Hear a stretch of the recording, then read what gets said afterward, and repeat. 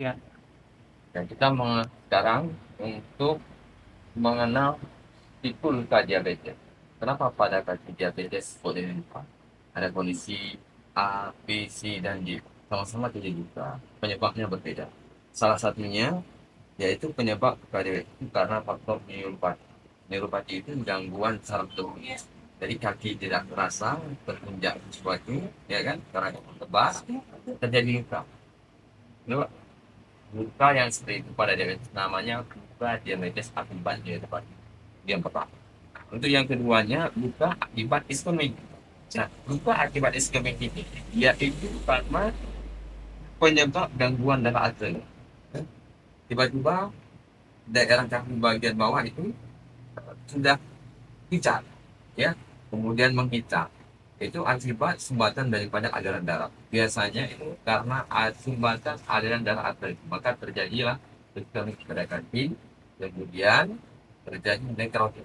Ya, nah, biasanya dengan kondisi luka iskemik itu dengan pemeriksaan ABPI itu berarti atas indeks didapatkan hasil alirannya itu di bawah 0,6. Artinya aliran darah sudah sangat sedikit sekali, ya, bahkan memang blok aliran darah ke bagian bagian ke bawah, ya. Itu luka yang kedua pada diabetes. Nah, ada luka yang ketiga pada diabetes, luka karena faktor venous ulcernya, ya, karena gangguan pembuluh darah vena. Jadi aliran darah dari vena itu yang bermasalah, nah, sehingga terjadi penumpukan cairan di sini dan sebalik, ya. Nah, sehingga menjadi kaki seperti kaki botol istilahnya, ya, besar di bawah, atasnya kecil karena penumpukan cairan itu akibat daripada gangguan aliran darah vena terbalik. Jadi terjadi gangguan pada kaki pembuluh darah vena untuk aliran darah balik.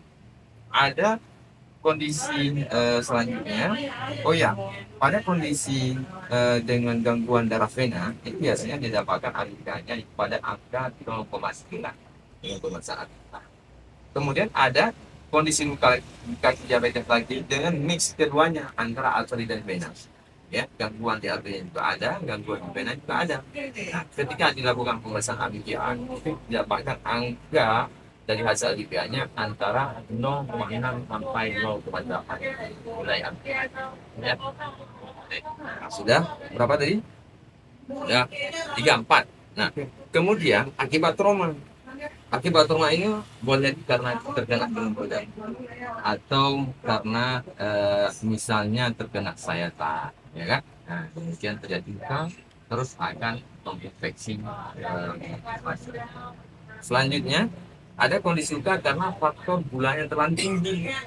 Tiba-tiba, ya, kaki melepuh, kemudian terjadi abses. Itu karena faktor terlalu tinggi gula, tidak kontrolnya tidak pada diabetes, akan terjadi luka, ya. Nah, kondisi seperti tadi dengan tingginya gula, maka harus dikontrol, dijaga kondisi gula di dalam kondisi normal. Gula dirawat, kondisi gula pun harus namanya lukanya dirawat, kondisi gulanya pun harus di dalam keadaan stabil. Kalau tidak dijaga seperti itu, kondisinya akan terus menurun dengan karena gula tidak sebagai faktor penyebab karena gula yang penting.